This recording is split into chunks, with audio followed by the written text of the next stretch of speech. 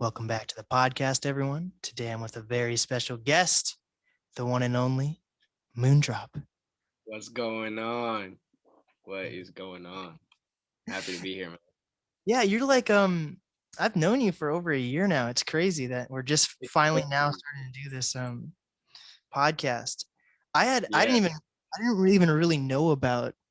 Of course, like growing up, I watched all the when Kanye did those album release parties like in Wyoming and stuff. Like a few years yeah, ago, he like live streamed those stuff, but I didn't realize how cool album release parties were. So when I went to yours, that was the first time I've ever been to one of those type of deals. yeah. That was crazy. Yeah, it's crazy because you've been here from like the beginning, because that was like my first ever like show for like myself, and so yeah, no, that was just like that was wild, and it was cool to just share new music because like it's one thing having a concert and everybody knows the songs, but then having a concert and everybody's like learning the songs as you go, it was dope, and so yeah, Yeah, it's you're one that of we're finally. you're one of the there's a lot of hardworking artists, okay?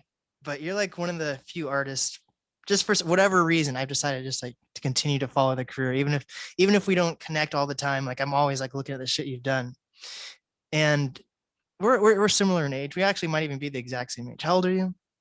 I'm 20. I just turned 20 actually. I just turned 20 in November, so we're like literally the exact Okay. same age. Come on now. And so like once you get into like the music scene or art scene or whatever we call the scene we're part of, um, you realize like all your friends or artists you work with are usually older or younger. There's no one exactly in your age group. Like I've Yeah. interviewed people who are like in their 50s, like it doesn't Yeah, really exactly. but for me, like a lot of my friends, they're not actually like, I went to high school with and everything like that. They're not in music. They're just off in Yeah. college or already working like a 9 to 5 job somewhere.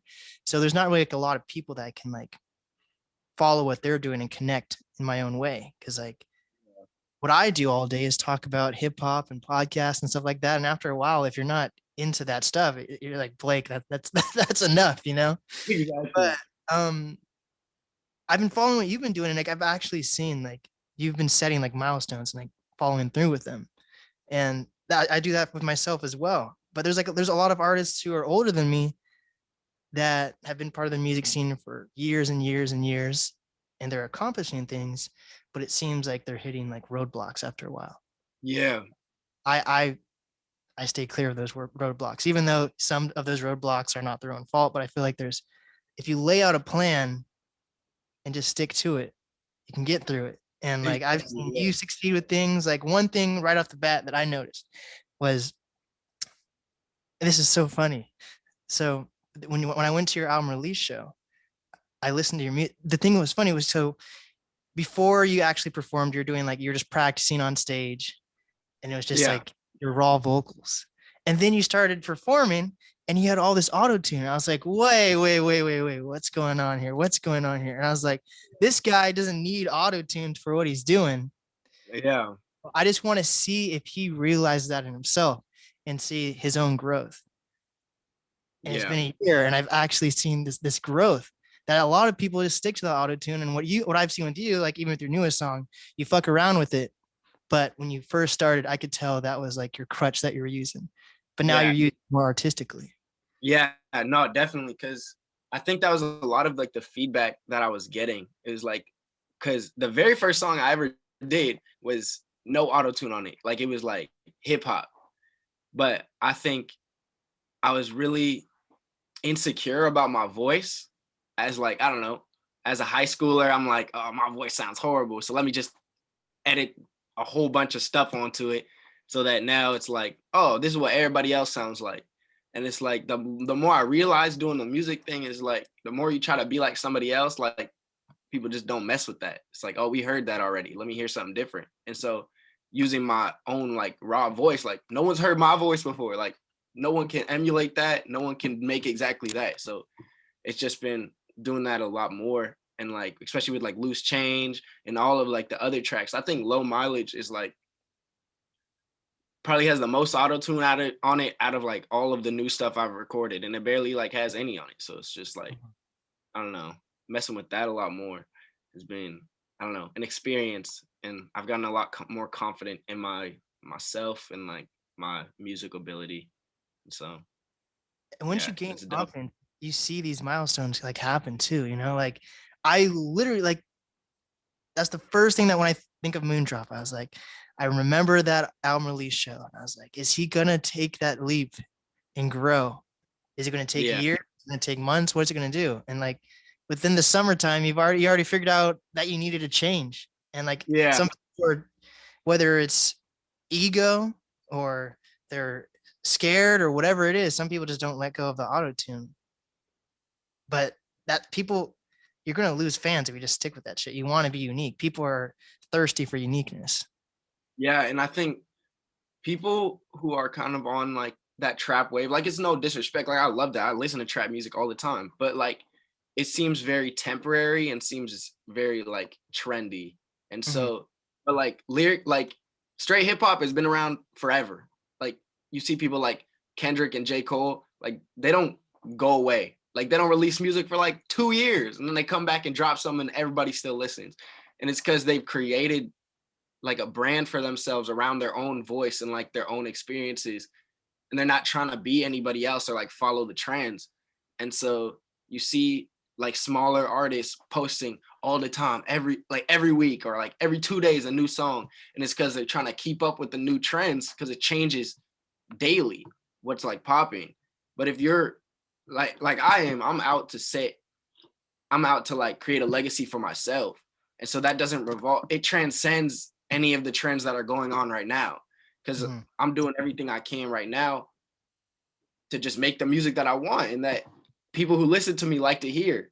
And that amount of people grows and grows daily. Sometimes people unfollow me and I'm like, oh, that kind of sucks, but whatever. But like I'm trying to get to a place where I'm like those Kendrick, I'm like that J. Cole. I'm like somebody who can make the music that they want and people want to hear it, not something that people want to hear, so I have to make it. You know what I'm saying?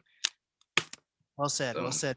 Um, yeah, I want to get to a point. Well, I'm not an artist in that way, but I think it's so crazy that what I've been like over the summer, and there's this guy on, I forget how I found him on YouTube, and then I follow him on Twitter now, and he's this DJ called Toasty Digital. I don't know if you've ever heard of him, but what he yeah, does is he recreates like a Kanye album or a Kendrick album, and like uses different beats and cuts up vocals that Kanye used on one album, puts on another album, things like that. Like so, I want to see artists get to a point where like you're so big that your fans love you so much. If you're not dropping music, they're gonna create their own album with your music. Like that shit's insane. that's crazy. Dang, what is his name? Toasty Digital. Yeah, he's dope as fuck. He just created this. I think it was 2 weeks ago. He came out this EP called it's a mixture between Mad City and My Beautiful Dark Twisted Fantasy. So it's Oh, Kanye, and so anytime it was a Kanye beat, it would be Kendrick on it. Anytime it was a Kendrick beat, it would be Kanye on it, and it was like it was crazy. awesome. So things like that, I think that's what's so cool when your artists, when your fans love you so much, they want to create merch for you or create Yeah, albums for you, projects for you, or like you see a lot of fans create if there's not a music video to go with a song, a fan will create a music video for that artist, shit like that. yeah. I think yeah, like fan engagement is probably like the biggest thing, dude. Like I think that's what's cool about like TikTok. Also, I know this is like it doesn't have anything to do, but it's like people like make creating content with like your music is just like crazy. Like when I released like Loose Change and I saw like the first person like use the sound, I was like, oh, that's crazy. I was Hell yeah. like, somebody cared enough to like do something with one of my tracks. And so I don't know. That's crazy. Yeah. I want to get to that point. That'd be You have a pretty decent TikTok following. What made you decide to get onto TikTok? Some artists are very, I don't want to do that shit, but it seemed like you hopped on board and you're doing well. yeah. TikTok is just like it's fun. Like I don't know. I feel like there's no like rules with it. Whereas like Instagram, I feel like people expect certain things from Instagram, like cool photos and like videos that are like dope or like freestyles and all that. Whereas like TikTok, I just get on there and I like oh, that video is cool. I'm gonna duet it and I'm gonna just throw a verse over it. Like I did a verse over like some cricket sounds. Like there's a video of like a cricket like just making a sound, and I was like, oh, that sounds like a hi-hat. I'm gonna just throw a verse over that. And so I just did that and posted it, and people are like, oh, that's dope. Like there's just no expectations. And so I don't know. Yeah. And then for like and then I just post snippets of like my music videos on there, which is like I feel like that stands out, especially among like the TikTok thing or like TikTok videos, because a lot of them are just like on the fly stuff. And so when you post something that is actually like you took time to make, then people are like, whoa, that's crazy. And then, yeah. And then I got lucky and then it blew up. And so, which led to a lot of other things. So that's why I stick with TikTok, because it's like responsible for a lot of the stuff I got going now. Yeah. It's crazy. The behind the scenes things I think people really like when there's artists on TikTok, the fans like to see like behind the scene type deals or things where they're like, oh, it's only on TikTok. There's this little promo just for TikTok. Like fans really love engagement type deal. Yeah. And I don't know. One thing I think that TikTok has done that's kind of like harm music is that what I see a lot is just like people who go on there and just like beg for like people to like do their stuff. That's one thing that I was like, oh no. And then you get labeled like a TikTok artist. And so that's why I was hesitant at the beginning. I was like, oh, I don't want to be a TikTok rapper. But then it's just like, I don't know. It's just like more opportunities for people to see your face. Yeah. So yeah. Just look at it as marketing, you know? Exactly. Yeah. I think, yeah, just take every opportunity. Like even like, I don't know, Triller. Like people use Triller a lot to do music from, but I think it's really underrated and people don't utilize that enough. But yeah, I don't know. Like the what's it called? The Instagram versus battle. Are they called versus battles? I think that's what they're called. Oh yeah, yeah. Bought out by Triller. Like that's fucking insane. Yeah, dude. I think Triller is like way bigger than like people actually realize. Like people like signed a Triller for like music, which I didn't even know. Like I have like some people down in LA that I work with, and they're like, yeah, man, we gotta get you in front of Triller. I was like, Triller? I don't even know how to dance. Like, what am I finna do? Like, I can't do nothing. And then they're like, nah, bro, Triller be running the music. I was like, oh, that's crazy. Yeah, what was it? The Mike Tyson versus who did he fight? Who did Mike Tyson just fight? Oh. How am I blinking this? Yeah. Fuck. Whoever Mike Tyson just fought. Roy, was it Roy Jones Jr.? But yeah, Triller sponsored that whole event. So they had like Lil Wayne was supposed to perform. For some reason, he like backed out day of. But you know, like Snoop was part of it. All that, like all those artists are because of like Triller. Yeah, so that's pretty crazy. Just all connect. Like everything is just connected, and everything is just like way deeper than it seems. And and that's what I've been learning. Like everybody just like knows somebody, and so like I made a connection with like a super like with my producer that I work with down in LA. Like my mom's cousin, like her husband knew some guy in Texas, and so I hopped on a call with him, but he did like rock music, and so we were like, oh, we don't really make the same music, but like you're dope like as a person. So he's like, let me throw you to this guy, and like he threw me to some producer who's like made albums for Neo and like wins Grammys, and I was just like, my mom's cousin did all this? Like that's crazy. Wow. Yeah, music as a genre, like people try to like say like different genres are against each other, but as a whole, like the music community is they're very like happy to work with each other and help each other out.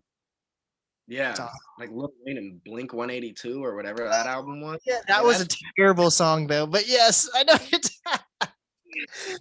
Yeah, it was a cool idea. Didn't turn out very well. Yeah, that was terrible. I think was it Lil Wayne that did a song with Imagine Dragons, or was that Kendrick? Either one of those guys did, I guess, remix with Imagine Dragons. That one was pretty cool. Yeah, I have no idea. Yeah, but music like that is just cool, even if it like doesn't turn out very well. Like most of the time, I don't know. I'm like, oh, that was a thing. But like, I don't know. It's cool to just like see people trying to do something new. For sure. What I've noticed about the difference between like Instagram and TikTok is like if you have like a certain number of followers on Instagram, you're only going to get a certain amount of views that fall like that connect with the followers. Yeah. Like even if you have post a crazy video, like if you're some just like random guy who has like 10 followers and post a picture of Drake or a video with Drake, that's like real. If you and Drake are actually hanging out, you're only going to get maybe if you hashtag it, maybe like 100 likes, right? But if you post the same video or picture on TikTok, you can have 0 followers and that shit can get like 1 million views. So I wonder what the big I don't understand where that gap is or how that's happening, but it's pretty interesting. Yeah. That's why I also that's why I like TikTok more, because it's like, I don't know. While I'm not there for like, well, I'm not doing it for numbers, there's a certain amount of like that validation that comes with that. Like, yes. Oh, like more people saw it and so like they liked it. Whereas like on Instagram, I could get like 1,000 views on some and then I get like 200 likes. I'm like, the rest of y'all saw that and didn't like it. Like, even though that's not the case, like it's people like it like comes up on Explore or whatever and they just scroll past. It's still like, ugh, like that sucks. But like on TikTok, it's like everybody could see it. It has a possibility. Every video you post has a possibility to like blow up. Yeah. Which is why I think it's so enticing for people. But then there's the downside where you get caught up in all that and you start trying to post things just to go viral, which is not a good way to go about your music career. That's like, I think one reason why TikTok is so successful too is because like you were saying, people like you that can duet or remix a video. So maybe people think, oh, if this video is blowing up, then I can use it and it just gets more spread though. That's the thing. So it's like a win-win. Like I interviewed Ricky Desktop and Jairus Johnson. I don't know if you know who they are, but they both blew up on TikTok and are signed off TikTok. Like crazy. And basically Ricky Desktop made the banjo beat and the chicken wing beat, which were like huge on TikTok. Yeah. Jairus Johnson remixed the banjo beat. And because they used the same beat, basically they both got signed. It was crazy. That's crazy. Dang. Yeah. TikTok is wild. Just seeing people like get careers off of that. Like, yeah. Oh my goodness. Yeah. Some people deserve it, some people don't. It just look at the draw. Yeah. And like, but I think the crazy thing is like you look at that and you see like, oh, one video blew up and now you think, oh, they're signed. But like there's so much more that goes into it, like behind the scenes. It's not just like, oh, they made a video and it went crazy.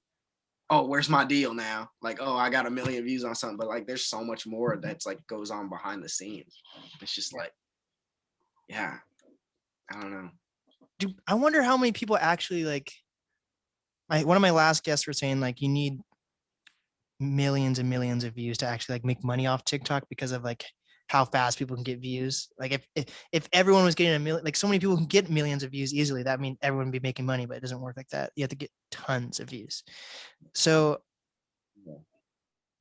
it's just like, how did those, so there's people that like spend all day like making TikToks, but how do they actually end up making money? Like there's people who just make like silly videos. Like what is like the longevity of making those videos? You know, like, like on the road, can you retire off making just silly TikTok videos? Like how the fuck does that, I don't understand how it actually works. That's not that talented. I'm going to be honest, you know, like some of that shit's not talented, but gets tons of views. What do you think? Yeah, it beats me. I see people with like 1 million followers. I look at their videos and I'm like, what is going on here? Like, why do they have 1 million videos? And I got 1 million fans and I got whatever. But it's just like some people just like are vibing with that stuff, I guess. I don't even know. But like in terms of longevity, I think it's like you got to be able to expand beyond TikTok. Like if you see people like Addison Rae and like all of those people, like they started on TikTok and like I saw them and I'm like, what? You gonna make dancing videos the rest of your life? Like, but then they get like brand deals with like American Eagle. I was like, what? Because she danced a couple times? Like that doesn't make any sense. Yeah. But I can't be a hater. I just gotta take notes and move along. Like, Like it's wild. the People be I blowing think the up Paul brothers and did stuff. that stuff was cool though. You know, like they started on Vine, part of Disney Channel. Now they're like fucking both boxers now. They try to rap, their rap is awful, but like they've actually expanded past Vine, which is actually kind of cool. Yeah. And they have a podcast too, when they actually get I forget it's which brother has it, but because they look exactly the same to me. Like they both do fuck shit. So I'm like, I never know who's yeah. doing the weirdest shit, you know? Yeah, they're just all over the place. And that's why they go crazy, because they just do everything. If you do everything, you're bound to get noticed for one thing, and then everything else goes crazy because it's associated with you. Yeah, So true. you just got to do the most. So tell me about, there must be a long ass story behind this like loose change video. You know, the video has pretty good numbers on TikTok, and it's on the I Am Other soundtrack. So tell me this, start Yeah. from the beginning of that, because there's a lot of great stuff that's happened from that one song for you. Yeah, man. Yeah, that song is a blessing for sure. But it started with, I was watching the news. It was like the day after the George Floyd murder. And I was watching the news, and it was like all the riots down in Seattle, just like, it was like crazy. I was just watching that, and my family, we're all black except for my mom. My mom's the one white person in my family, and so we're just all watching it. And she got a lot of questions, and we're like all trying to talk about it. But I get overwhelmed really easily. Like, that's why I do music, because like I don't want to talk. Like, just go listen to my song. And so I was like, I'm gonna go clean my room.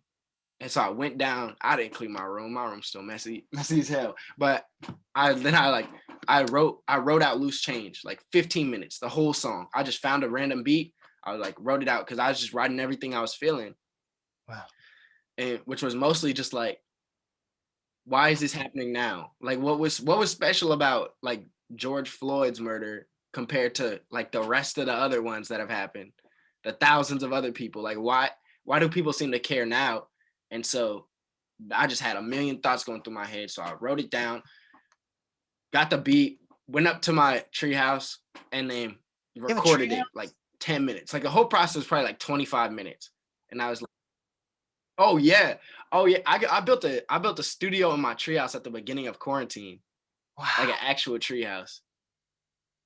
I'm gonna flip the laptop around so you can see it. It's gonna be really bright for a second, but let's see if you can see it. It's out there. Oh wow. You see that like hut thing that's in the air?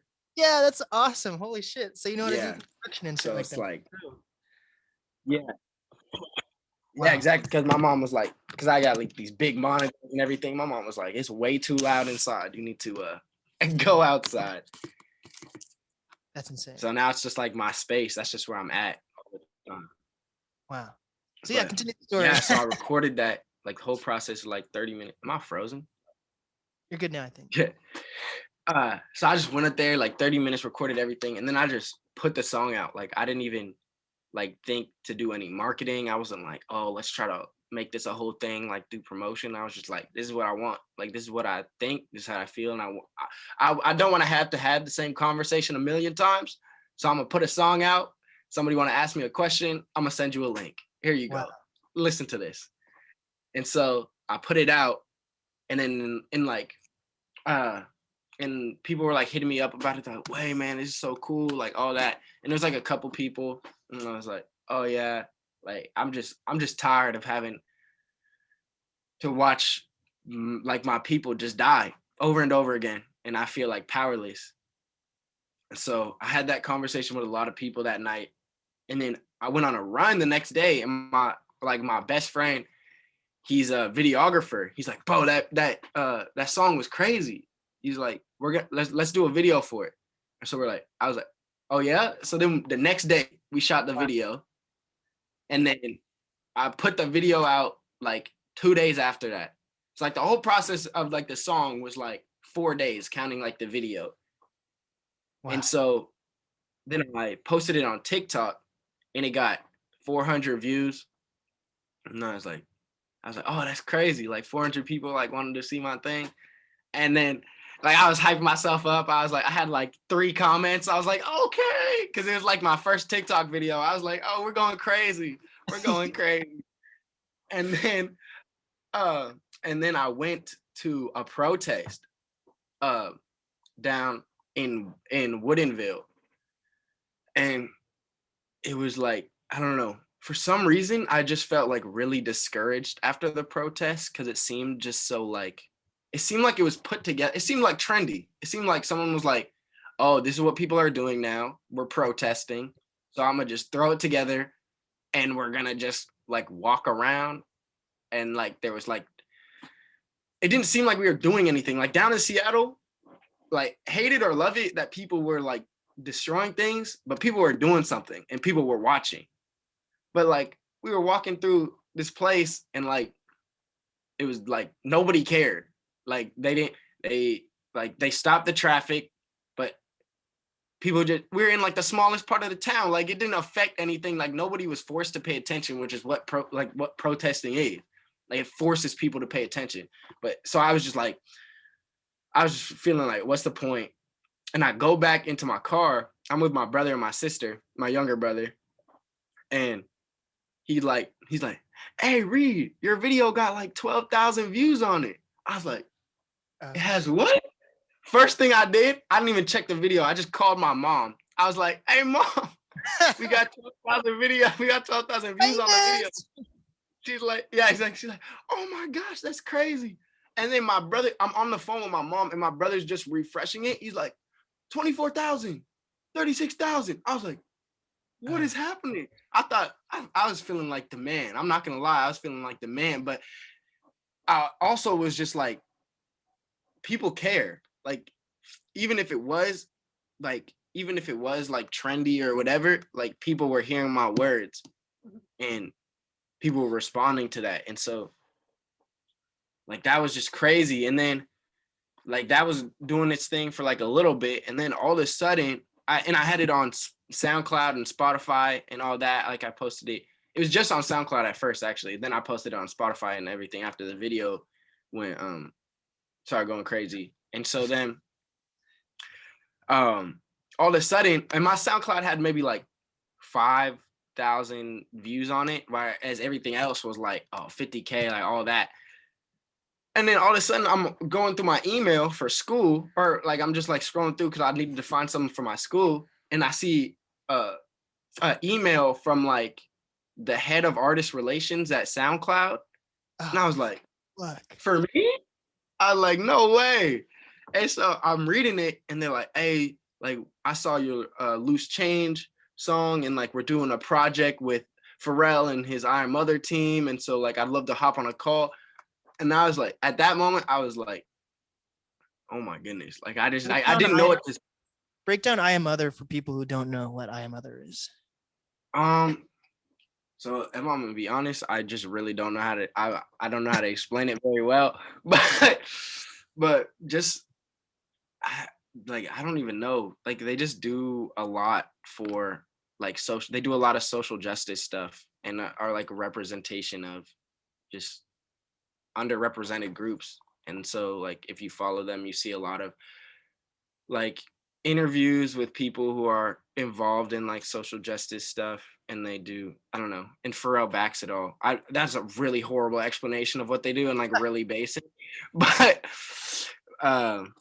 yeah, just working with their team and all of them, it's like they're just a group of just like genuine people that actually are like trying to change, and like you don't find that very often in this industry. And so I don't know, it was like a breath of fresh air for that to be the group of people that reached out to me.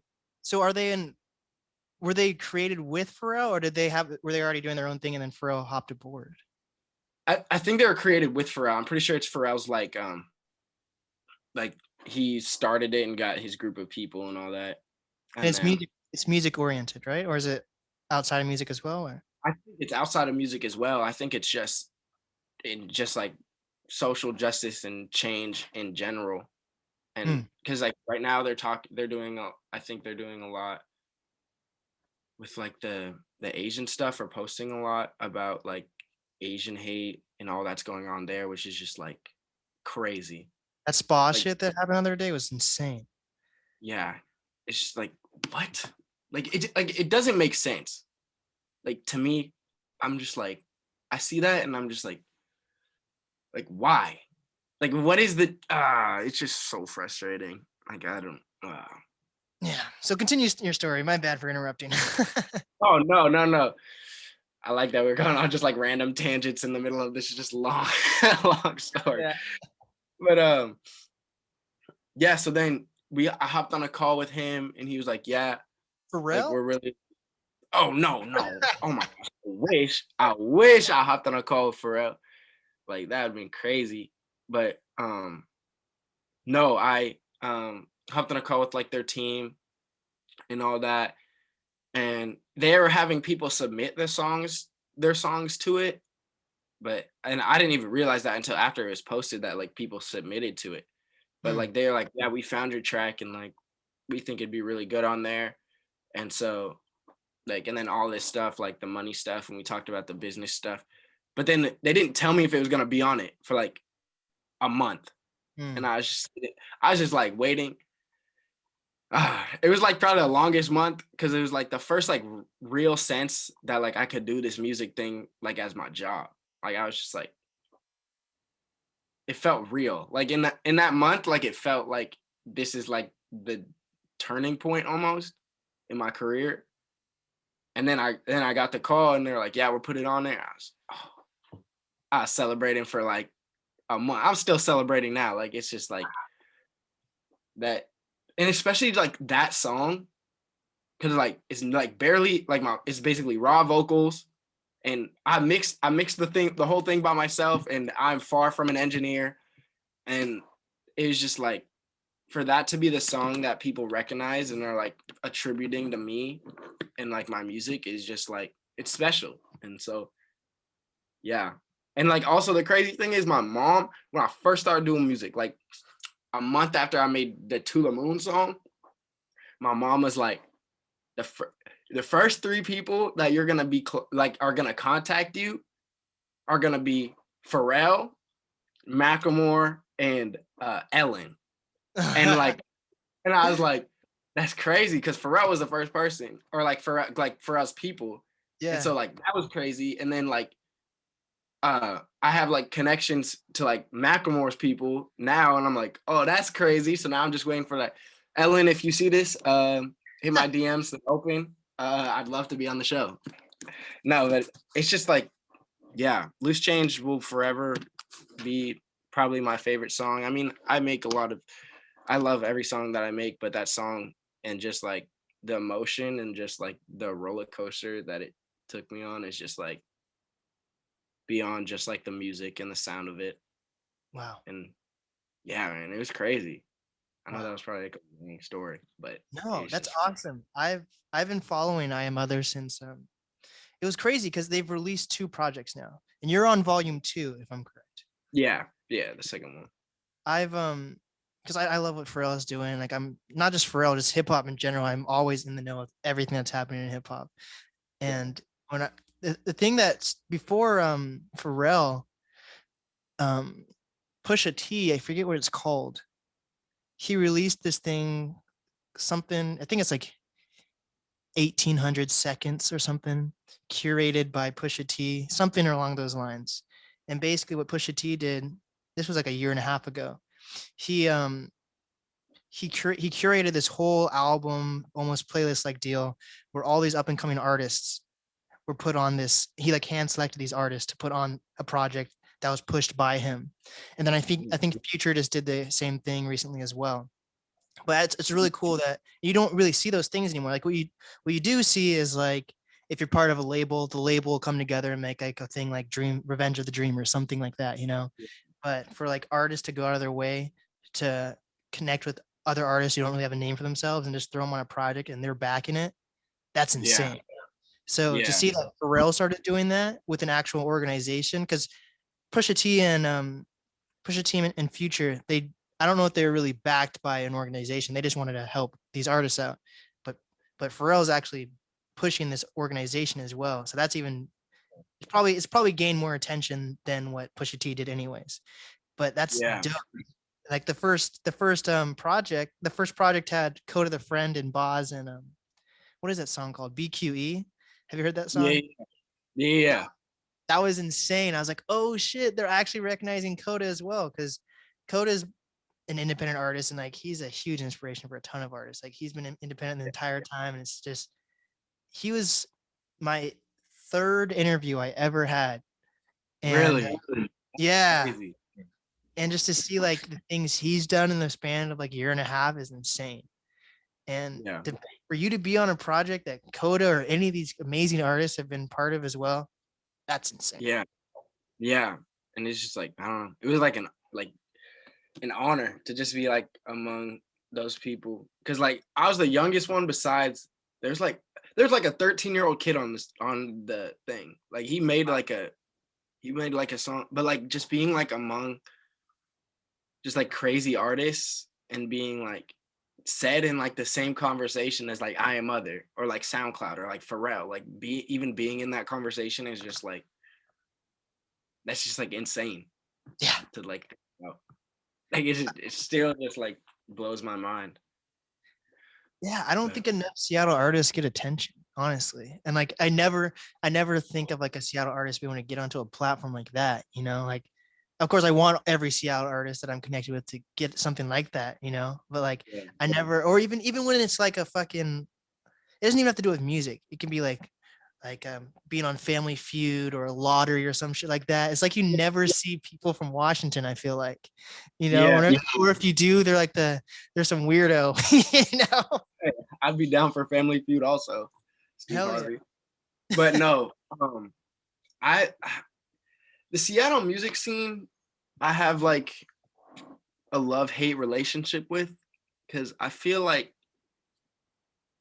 I don't know, like I've connected with like a lot of amazing artists and like some like really cool people and like really genuine people, but I've also just seen like there's so much hate. Like it seems like because like when you look at cities like Atlanta and you look at cities like yeah, like Atlanta or like Houston or like New York, every artist, like, yeah, there's beef or whatever, but like Atlanta as a city pushes every artist. Like every artist you see from Atlanta is going crazy because like the whole city is behind them. And so then they show the rest of the country, they show the rest of the world what they have to offer and they showcase it. But then we look like in Seattle and it seems like people view success as like limited.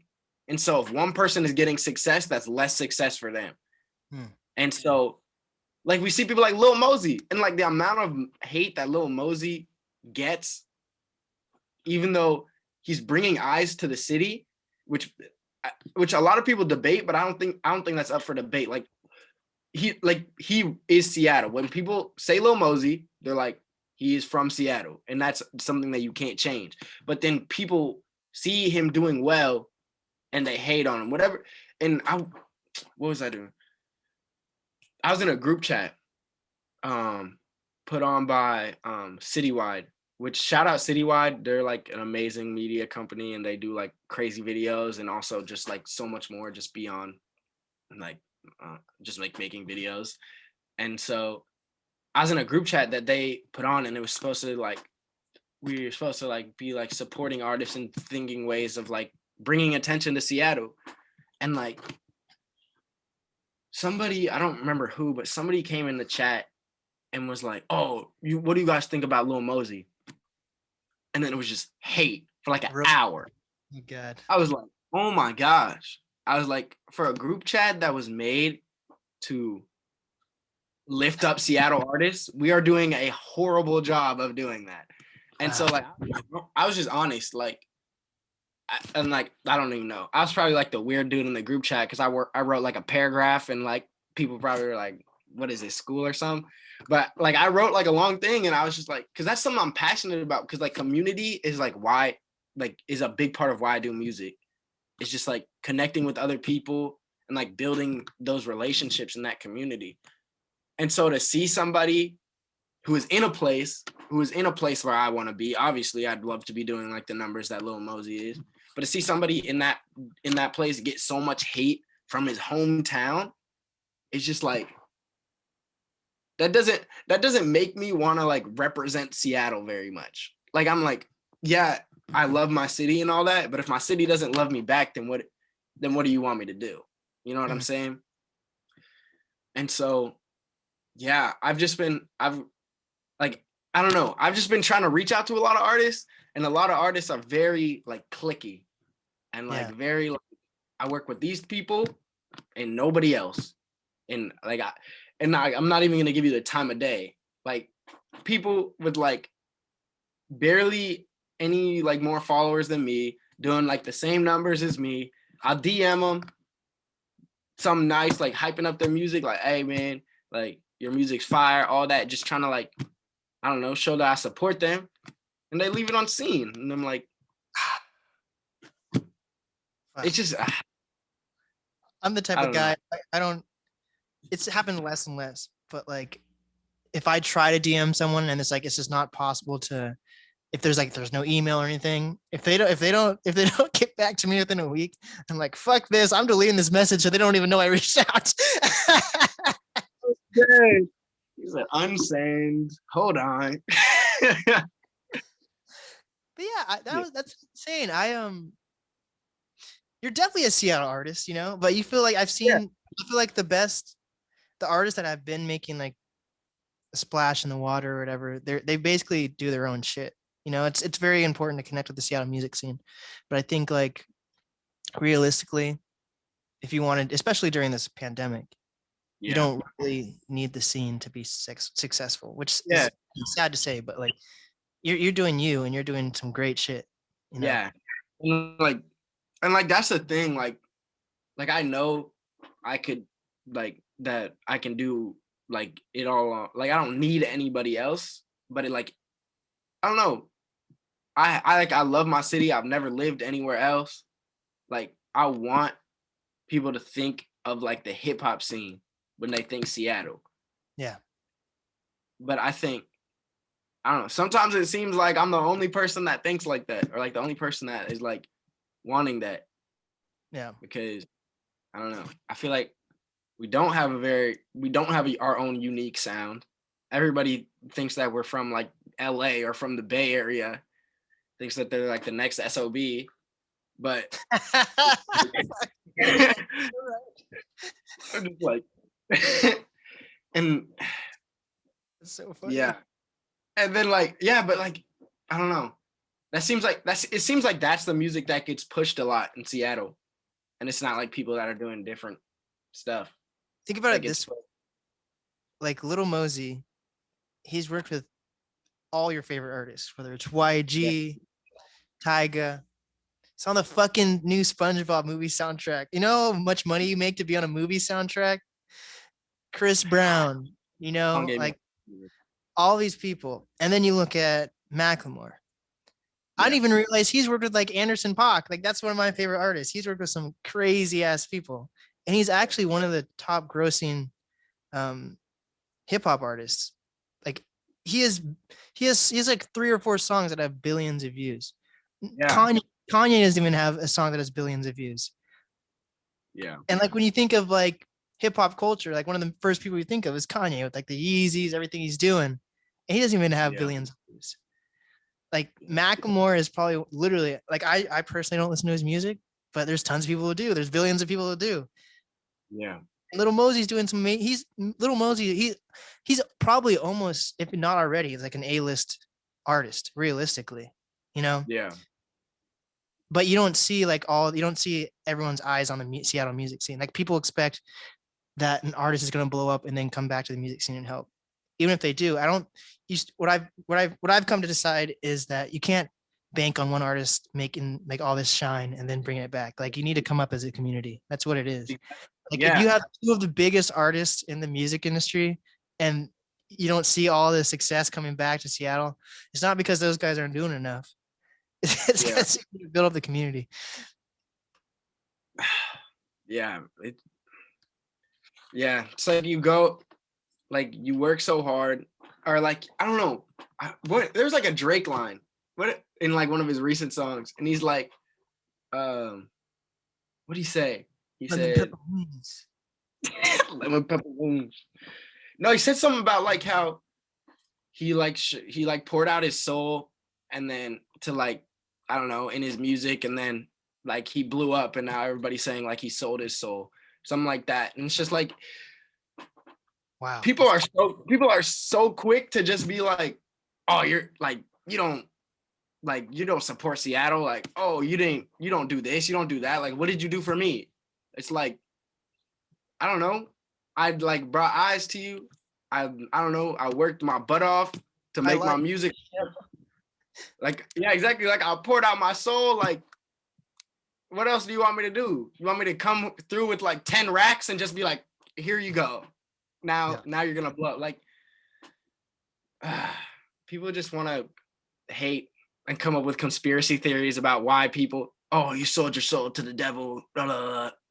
Just like, No. I don't know. It just takes time. It's like luck really isn't.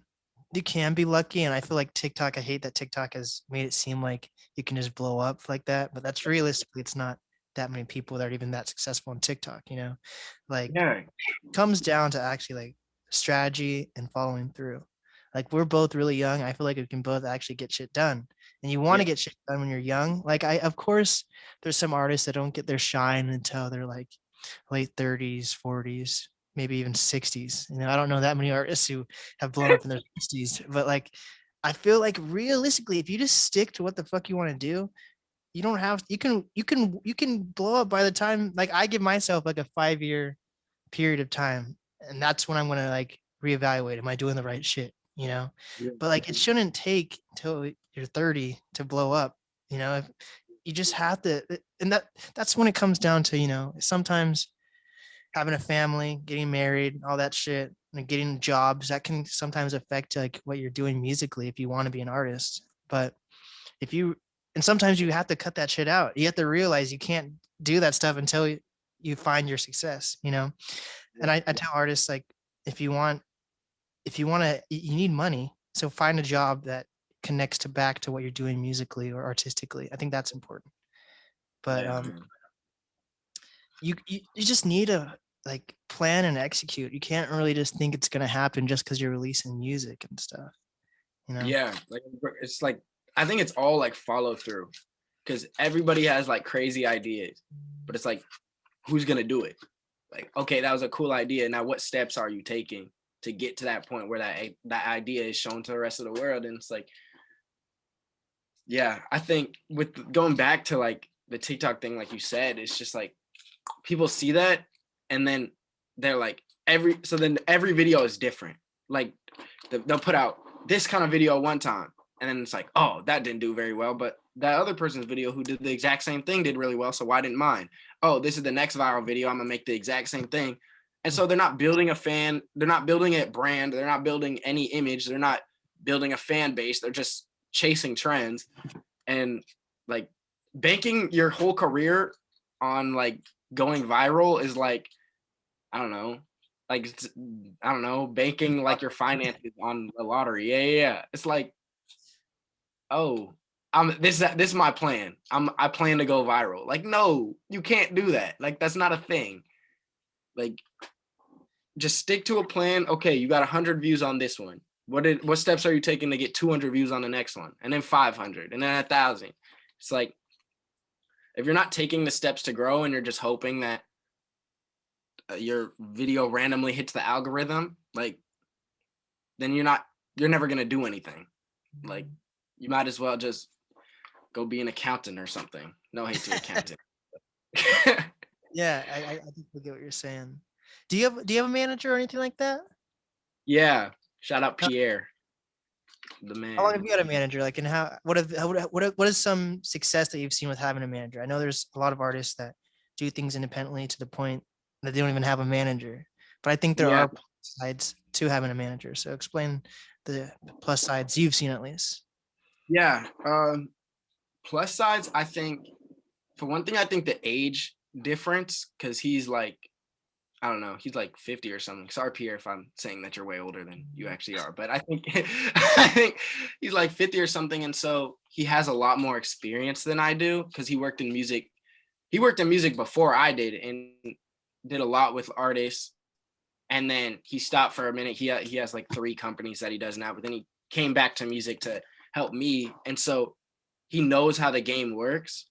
And so me being young and talking to a lot of older people is like, it's intimidating for me. Like, I'm not gonna lie. Like, I get intimidated having to talk to this producer who's, I don't know, won a bunch of Grammys. Like, what is me who's like grown up in Seattle, doesn't talks to other artists on Instagram, talks to artists, but like doesn't, I don't know, what am I supposed to say? And so him being in the game and being older and being able to connect to these people who are like in his same age bracket a lot easier, allows me, it takes some of the pressure off of me to like come up with everything that I need to say. And he also just gives me a lot of advice and ultimately is there just to support me. Like, I don't know, like we set this up, like I did it myself.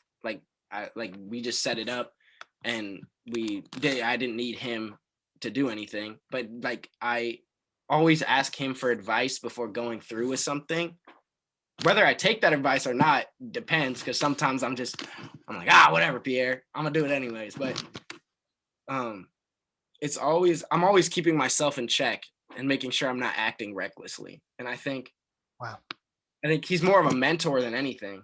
Like, just someone that I can talk to, and I'm like, this video flopped, and now I feel like giving up. What do I do? And he's like, boy, like, pick yourself up. Like, that's one video. How long it take you to make? 5 days? Like, that's 5 days out of your life. Go make another one. Wow. And so, yeah, I think whether it's a manager or a mentor or just somebody like a friend or somebody, just having somebody that is just extra energy is just beneficial for everybody. Because like, you get to a point where your energy runs out. And to have somebody that's at the end there waiting for your energy to run out and to be able to like, you got it, keep going. And then you're re-energized and you keep going. And I think that's important for everybody, because trying to do life on your own is not, it might work for a little bit and you might like feel like the man or feel like the woman, but eventually it's going to get really hard and you're going to need somebody. And if you don't invest in those relationships and like strengthening those relationships and having deep relationships and talking about like what you're feeling, you're not going to have anybody to turn to, and it's going to be really rough. And so, I think that's also one big thing that I've learned in a year, and a reason that I'm starting to see things happen is like, I've just like humbled myself. Cause like before I was like, oh, my music is the best music that anybody's ever heard, and I don't need anybody to give me advice on anything because I know exactly what I'm doing. Like, I've watched 3 YouTube videos on how to get connections in the music industry. I don't need anybody. But then just realizing like it's so much deeper than that. And the more I try to do it on my own, the more I find those roadblocks that we were talking about earlier. Like, the more I find myself getting stuck, and I don't know. So that's what Pierre has done for me, and I'm eternally grateful. And he'll probably be my manager for the rest, or like as long as he can. He'll always be a part of my music career. So yeah, I don't know. Hell yeah, dude. I think that's the thing. I think personally, what I've been struggling, I don't know if struggling is the right word. Actually, you know what? Fuck it. I'll say struggling.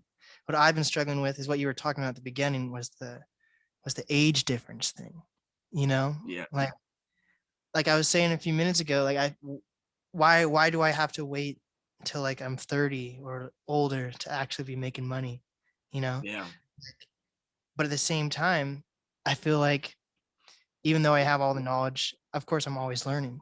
But even though I know what I can do to help other people, I feel like sometimes those older people like don't see my value yet.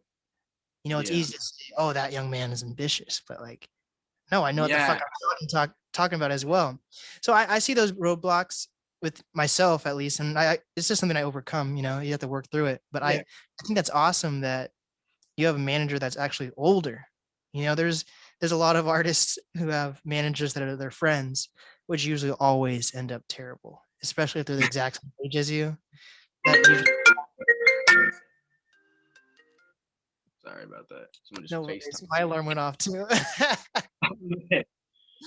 So because I haven't seen a single person who's really been successful who started out with a friend. It's like, of course, they can be successful later on, but I've never really seen a successful relationship with a friend and an Yeah. artist. It's just that business relationship and that friendship kind of gets fucked, you know?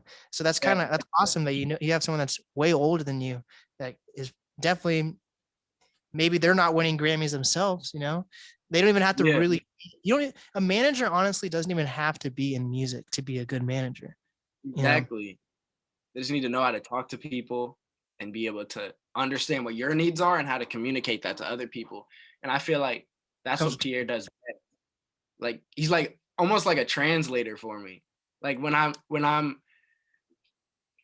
talking to somebody or like talking to another like music exec or something, and I'm like trying to use like this is like I talk a certain way, like young people talk a certain way that seems kind of like is almost like I don't know.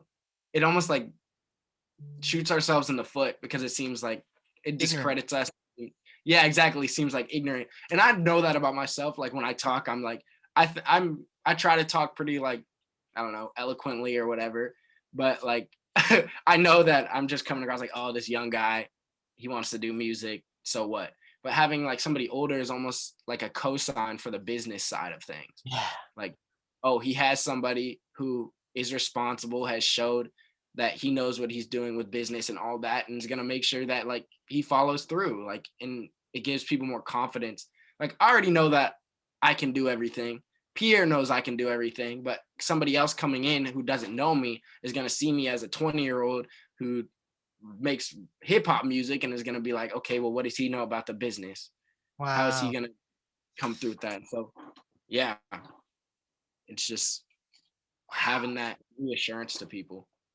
Yes, that's awesome. See, I'm telling you, like, I feel like we're in different lanes, but I see like we're both seeing this growth at the exact same time. Realistically, Yeah, it's yeah, exciting. dude. Yeah, that's have you been able to do any shows besides the album release before the pandemic? Or when was that album release show, by the way? I forget. I Oh, I don't even remember either because think it I was was like going, fall or winter. I don't know. I have no idea. I was going to Seattle Pacific at the time, university. I don't a minute ago. I don't Yeah. know. It's before maybe like December before Wow. quarantine, something like that. Yeah, and then a lot of and then fucking COVID hit. So what have you been? It seem like you've actually seen a lot of success during this pandemic. So was there Yeah. anything that got ruined though leading up to the pandemic, or do you think everything has just been a blessing? Um, I don't think anything got ruined. I think it just like shifted. Like it shifted. It made me focus a lot more about on my image and on um my social media because I don't know, before I could have like I could like meet with somebody and they'd be like, "Oh, like they'd know my personality because they'd be talking to me." But now it's relied on a lot more on me having my personality shown through my videos that I post online and like the connections that I make with people is a lot. It's all digital, and so I've done a lot of like rebranding. I've done a lot of like focusing on okay, what image do I want to have, and so I think it shifted from being able to be like reach out to somebody, these are like what I've done, here's a sample, now let's talk in person, to be like, okay, how are you going to present yourself just off rip, like this is Moondrop, boom, and they're going to read it and they're going to either be like, oh yeah, this kid is dope, or they're going to be like, next one. And so I don't know, I think it's a blessing for the most part because I don't know, all the success that I've seen has been during quarantine. So like it's not like I knew anything else. Like I did one show outside of quarantine, so it's like I'm a COVID rapper now, I guess. Personal growth. It's really important, and you Yeah, definitely seen it happen for you. That's insane. yeah. So One did thing I do miss though. Oh, what were you saying? continue. My bad. Oh, I was just gonna say one thing I do miss is like like shows, and I wish I could open for more artists, Yeah. because I just, that's like a way to like just reach so many more people. Like nobody came there for you, but they're gonna leave remembering you, you know? And I Yeah. think that's like something that's hard. But I did get a chance to open for a Seattle group at the Nectar, which was really cool. And it was like a live stream thing. And so, and that was like right after Loose Change also, because they reached out to me after Loose Change came out. Oh shit. And we're like, hey, come open for this group. And I was like, yep. And so I connected with them, and like we still talk and all that. So Wow. Did any Seattle artists like understand what I Am Mother was and like understanding like how big that was? I don't think not one Seattle artist reached out to me after I posted about that. I was just like, Wow. yeah, like, I don't know. That's crazy because that's actually really huge. Like I was like, holy fuck, no way. Yeah. Yeah. And like, I mean, I didn't really expect anybody to say anything, because I don't know. I think everything's just so focused on trends and just so focused on like what's next, that people like don't stop to be like, wow, what just happened was amazing. And they just want to be like, okay, did that, next. Okay, what's this person do? Okay, that was cool. Let me try to copy it. Oh, it didn't work. What's next? And it's just like, Hmm. that's why community is just like so lacking. And it's just like, you don't need anybody else to follow trends. Like, Right. but You should hop on Reddit. That's like one of my favorite apps of all time. Those guys have the greatest communities. I'm telling you, like yeah, I've actually met so many artists like that have been on the podcast through fucking really, Reddit. that's crazy. Yeah. Dang, I might have to. I don't even know anything about Reddit. Like Oh, I you need to check out Reddit. That's like one of the best ways to do marketing because really, like so it's basically set up into like different communities that you actually join and then you can post your content and stuff like that. And like in real time, people are like connecting with it. And if they like what you're talking about, you get upvotes, which are kind of like likes. But if someone's okay, like, oh, your posting is only benefiting you, it's not really a conversation or whatever, they can downvote it and then no one sees it. So like if people actually like it, and you get upvotes, then it starts trending on Reddit in that community, and then more people like it, and it becomes like an actual conversation. It's not about like who posts the coolest picture. It's like actually about who can have the greatest conversation. And dang, it's I've actually found so much success from Reddit. Like there's Seattle music groups even. There's like Pacific Northwest, New York, whatever, any topic that you can think of. Like it's like a weird. You can find like I don't know why I'm thinking of this, but like you can look up like grapes great, community. I don't know. It's just the randomest thing I could think of. You can probably find a community that's talking about how much they love grapes and what to pair a grape with, like what type of wine or what wine is made out of grapes. So I don't know if you're pairing grapes with wine, but like what grapes taste good with what or whatever. Like these are like genuine people that want to talk about grapes or whatever the fucking topic is. You should yeah, definitely read it. and yeah. just and just like TikTok, you don't need a following really. You can have followers, but you don't need followers for people to actually like enjoy what you're talking about. Dang, yeah. I'm gonna definitely check that out then. I'm Yeah. I like having conversations with people more than just posting random things. But Hell yeah. yeah, man. It's dope. So what's next for Moondrop? What are your goals and things you actually probably even have lined up the next few Yeah. months? Um, I'm so the goal was to post or to drop something every 2 weeks, because I don't know, I just want to give people music, and I have a lot of like I spent the last between loose change and like low mileage that I just dropped, I probably recorded 150 songs, like Wow. just so many songs. Like I was just working. So like the vault is just extensive now, and I was doing business stuff and all that.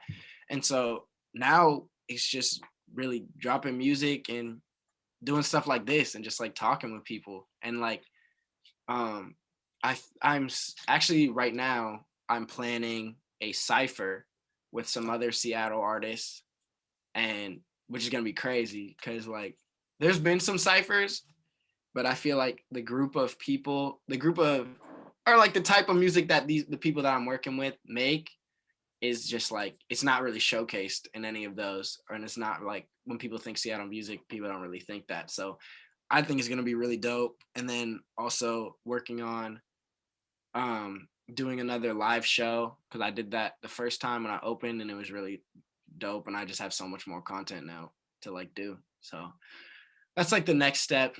And then Hell yeah. just drop it. I'm excited. I like your music videos that you post on Instagram. I don't think you release them on streaming services, but you only release them on Instagram, correct? Yeah. Those are dope as fuck. I liked your entrepreneur one. That Oh, was dope. appreciate that. Yeah. Yeah, I've been working a lot on just being able to be more like self-sufficient creatively. And so I've started producing my own tracks. I've started creating my own videos, doing my own photos. And so it's like when you rely on somebody else to do something, it either costs money or it limits you creatively, because I don't know. I don't want to ask somebody to change like the smallest thing like 10 times. Like, I don't like it like that. Can you do it like this? And like, it just gets annoying. And so if you can just do it yourself, might as well. And so that's what I've been focusing on. And quarantine's giving me a lot of time to learn how to do all that. So yeah, you're going to see some more self-produced tracks. I think I'm nice with producing. Low key, I was like, it was really hard at first. And now I'm like, okay, I might have some here. Oh So, yeah. yeah. So is that your font, your go-to font now? Like on Instagram, like in your music videos and posts, I see that like scribble type font. Yeah, that's my own handwriting actually. Oh shit. That's how I write. It's really weird. How'd you turn into a font? Like, cause you like it's actually on the music videos and shit. Yeah, so there's like you can buy or not buy, but you can print out like these like squares things, and they have like every letter. So like this one's A and this whatever, and it has like a QR code in the bottom. So then you scan it, and it uploads it to like a website, and that just turns it into a font. Yeah, so like that's my actual handwriting. Yeah. Wow. Yeah, and Dude, so that was part of the rebranding, was just making everything my own. Yeah. Because I'm actually like obsessed with fonts. That's a weird thing to be Really? obsessed with, but like I love fonts because that's fonts are honestly half the battle when it comes to making album covers and stuff. Even Yeah. I don't think people realize that. Like I know if someone's taking time to make a good album cover or whatever, the font looks good. Like I'm like, oh, you use that font? You can find that generic font on fucking Canva or something. Like that shit, I know exactly what font that is. Like that's the most generic. You just open the app and that's the font it gives you. You like I'm so goofy when it comes to fucking fonts. That's so funny. Hey, maybe you can find a Reddit group for fonts. Yes, there we go. Fuck, I never knew that you can like. I don't like my handwriting's all right. I would never make it like a font online, but that's dope that you did that. Like, see, I don't think people take time to realize that type of shit. Yeah. Wow. Yeah. Like people just see that and they're like, oh, he just picked that one up. It's like, no, I sat down for 30 minutes and wrote something out. But yeah, dude. Well, Moondrop, do you have any advice for up and coming artists, creators, influencers? Honestly, it just takes a lot of investing in yourself. And if in surrounding yourself with people that see the same things for their life, like I used to surround myself with just people who wanted to just do like the regular thing. And so when I get exhausted from spending like 12 hours working on a song and making sure that every word sound perfect, and then I'm tired the next day, but I know I have to do the same thing the next day. I didn't have anybody to like turn to and like be like, all right, I'm gonna come in the studio with you and we're gonna record something. Like surrounding yourself with those people and having those deep relationships, because like I think mental health and music doesn't get talked about enough, and like it's exhausting and depressing, and like it looks fun from the outside because like everybody's just like, yeah. And like it is fun, but at the same time, you get scammed by people. People are ingenuine. Like a lot of the relationships that you make aren't going to be real. So if you don't have those before you get to that point that you want to get to, it's you see what happens to artists that don't have those, and they're going through it. And so just I think relationships is 90% of the battle, and mindset.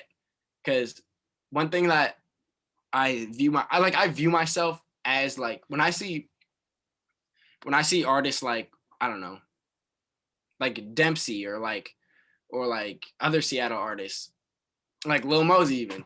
Like a lot of people see them and they're like, oh, like celebrities. And they have like this celebrity mindset where it's like, oh, they're different. Like they're not regular people. That's like a celebrity. But when you see yourself as the same as those people, it makes it a lot less intimidating, and it makes it a lot less more like of a fantasy and a dream, and more of like a goal and like realistic. And I think a lot of people don't understand that. And like people outside of music, I mean, like a lot of people in my life don't understand that. They're like, when I'm like, oh, I'm gonna do music, then they're like, oh yeah, okay. Like you're like, oh, my friend who makes music. Like when they introduce me to people, they're like, oh, this is Reed who does music, or like this is Moon, whatever. And it's like, and then people are like, oh, okay. But then like they see things like with the I Am Other thing, and they're like, oh, like that's like it's real. Like that didn't just happen because like, oh, I'm your local rapper who like makes SoundCloud beats and makes music and then posts it. Like I view myself as one of those people. So like they're my peers. Like those are my peers that I just haven't connected with. And so mindset and relationships, I think, is the biggest thing to focus on. I've seen a weird thing where like I'm seeing like milestones as well with my podcast and everything. But when I'm looking for just like a normal connection, whether it's friends, jobs, that's just has nothing to do with music. They're like, it's almost like they don't want to work with me because they think I have more of an influence than I do have. And then when you work with artists who are doing the same shit, you're kind of on the even playing field. They're like, you don't have enough influence maybe or something. But then when you're working with normal people, you're like, no, fuck, I actually might need your help with this shit. We're like, oh no, you got your shit figured out. Yeah, exactly. Famous people. I'm like, what the fuck? No, I need this job or whatever it is. Yeah. It's a weird line. Yeah. And I think artists are people. They're not celebrities are people even, Yeah. And like I have a crazy example. Like I recently just talked to like this dude used to be like one of like my best friends. Like I tell him everything and all that. And then he just stopped talking to me. And I was like, what? Like it's crazy. And so I went and I talked to him. Like I met up, I was like, hey bro, we need to talk. So I met up with him and we talked, and he was just like, because like that whole group of people just stopped talking to me. And I was like, and they were like, just my name was always in their mouth for some reason. Like that, like it was just like hating. And I was like what happened? Like, what did I do? And then I was bringing that up to him, and he was like, he apologized for like his part that he played, but then he was like, but honestly, bro, like you're doing your music thing. Like you don't need us. Like, he's like, don't even worry. Like, don't worry about us because like, you're honestly doing like way bigger things than us and like all that. But like, what he doesn't understand is that, yeah, I'm doing my music, but also half the time I'm like depressed and I'm laying in my bed because I don't have any friends to talk to besides like other artists. And I'm like, you know what? Right now, I don't want to talk about a verse on your song. Okay. I want to talk about a basketball game that just happened, or I want to go shoot hoops, or I want to like do something normal that doesn't, because like music is my passion. Music is like my dream, and it's also like a job. Like it takes work. Like it's a lot of work. And so I need, and I was trying to explain to him like, okay, I do not need you guys. Yes, I know that I don't need you for my music career, but I need you for my mental health. I need you for my like depression. I need you for like I need family. Like my mom doesn't help me get a job, but she's there for me and supports me and is there for me through everything that's going on through life, because music is like not my entire life. Like there's so much beyond that. And so yeah. I was I've had like some job interviews lately. Yeah. And so, during the pandemic, it's actually hard to find a job. Honestly, I'm going to be honest with you. But 2 of the job interviews that fell through, they're like, "I'm sorry, you didn't get the job, but you have a new listener." I'm like, "What the fuck? I don't care about you being a new listener. Give me the goddamn job." I'm like, "Great." That's crazy.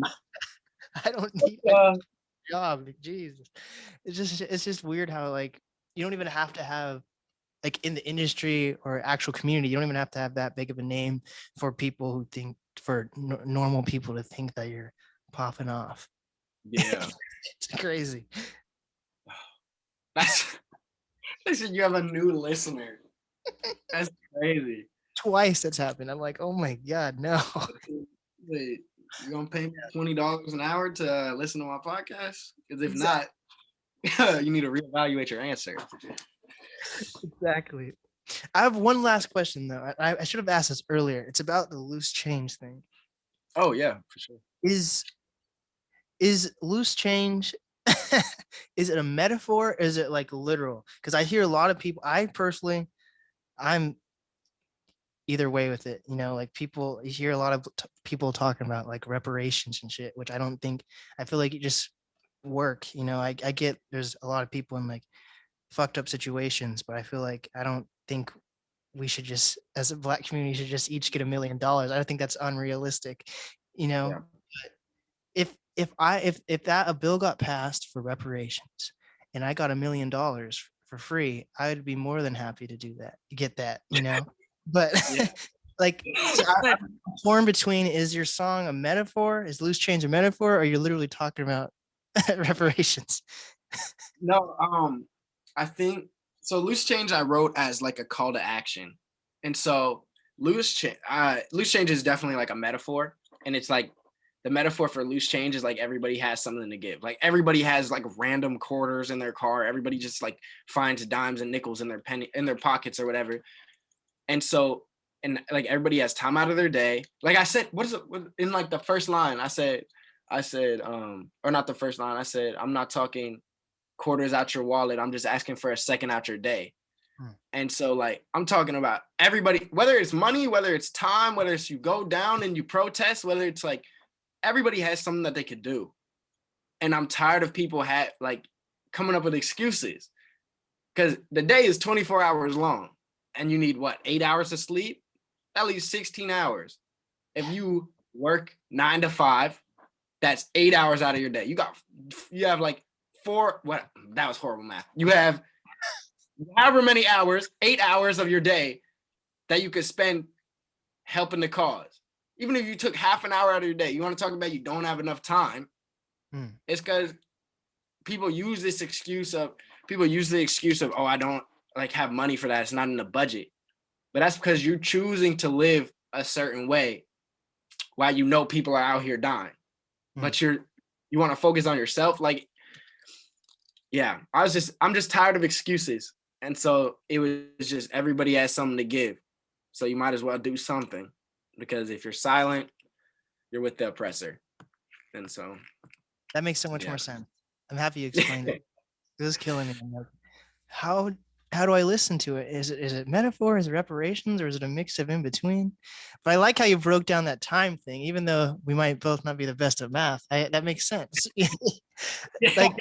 Like I only need around like 6 hours to sleep, right? Yeah. So if I had a 9 to 5 job, had to sleep, you still have 10 hours. I feel like people waste so much of their time saying they don't have enough time to do shit. You still have 10 hours to do whatever you like. Exactly. If you're sleeping for 6 hours, I don't think you see a lot of people who like go to sleep at like 1 or 2 and then get up for work. Like, I'm like, how do you stay up that late? And if you're staying up that, why are you just watching Netflix or on your phone? There's so many other things to be creative.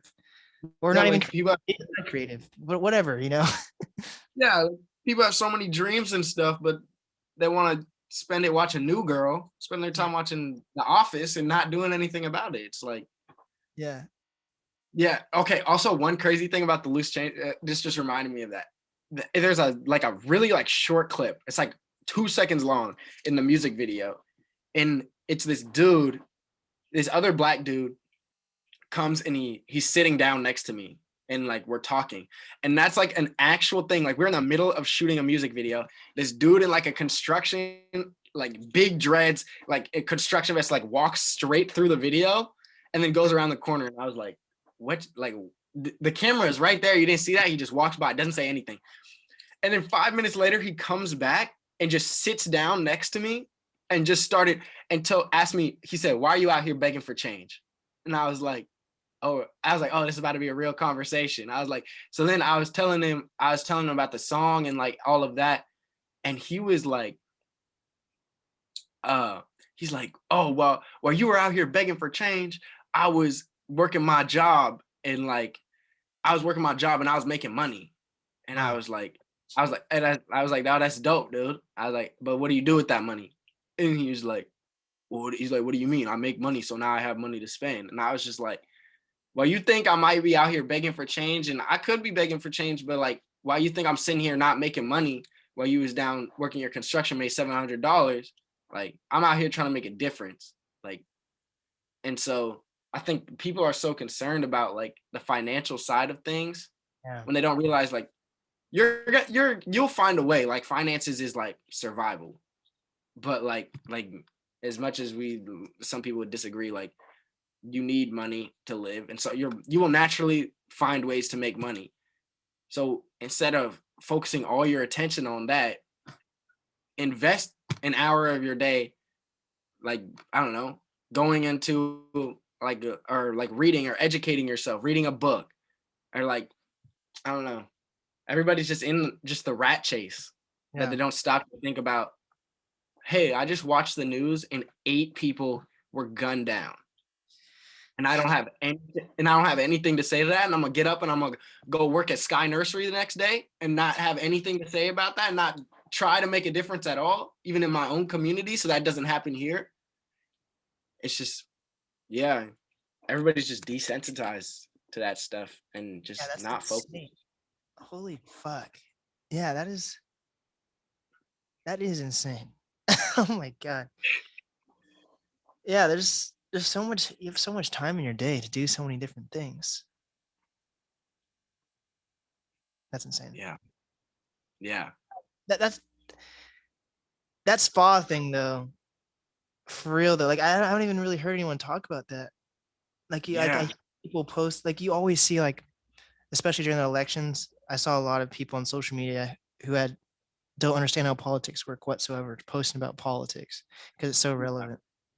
But when it comes to like, that was very tragic. That 8 people plus people who got hurt in like the background as well, you know? Yeah. And it's like what you were just saying. Like, what were you saying? And no one's talking about that stuff, you know? It's just Exactly. And it's like people like when it comes to like politics and stuff, people who know absolutely nothing have so much to say. And then it comes to minorities getting killed, and people don't want to speak up because they're like, oh, I don't want to say the wrong thing. Like, I just heard you talk for an hour and say absolutely nothing at all, and you were talking the entire time, and now you want to be silent because you don't know what to say? Like, oh my goodness. Like, just the excuses it just plagues everything. Yes. I'm telling you, you just need a fucking plan. Stick to the plan. Get it done. You can be rich and successful. You know who I want to have on the podcast? Oh. I don't even need to have him on the podcast. I just need to become his best friend. It's Cole Bennett, the guy of Lyrical Lemonade guy. That guy's around our age. Look at the shit he's doing. Like how the fuck did that happen? Like, of course he worked for it and everything, but like he has a huge ass. Eminem has 2 music videos with him. That's insane. Yeah. Like I want to be I think he's our age. I think he's literally, maybe he's How, like early 20s at least. I'll look up how old he is. Cole Bennett. He is 24. 24. That's crazy. See? Like you don't like, that's what I'm talking about. Like when it comes to like age, when I was saying I don't want to wait till I'm 30 to make money, but I'm also saying I don't want to wait till I'm 30 or however old for people to like, of course, like I'm getting taken seriously a little bit, but of course I want people to treat me just like I'm 30 or 40. Like I Yeah. know shit I'm doing. Of course I have stuff to learn, but I don't feel like you have to be that old for you to be taken that seriously. Cole's Yeah. 24. He's being taken crazy seriously. You know how big that is for Eminem to have him choose you to be on, like, have your music, you make a music video for Eminem. Like that's Yeah. Insane. just plan and execute and Yeah. everything. That's all. Yeah. And connections. Yeah. We'll end on that. So what is the easiest way for people to reach Probably DM me. Moon X drop on IG, and then TikTok is the same thing. Pretty much any social media, it's that. And so I got links to all my music and all that. And so I love to talk to you. I always respond to my DMs and stuff. Like I've had crazy conversations in my DMs. So if you got something to say, hit me up and we can have a conversation about it. Because I'm you? There we always go. down. Yeah. I And appreciate you having me on here, man. yeah, Been I cool. really appreciate you coming on. It's been a long time, and like I said, I've been following your career, and it's time. It's been time. Yeah. Yeah, for sure. Hell yeah. Well, this is the NAST podcast with. Moondrop. There we go. Yes.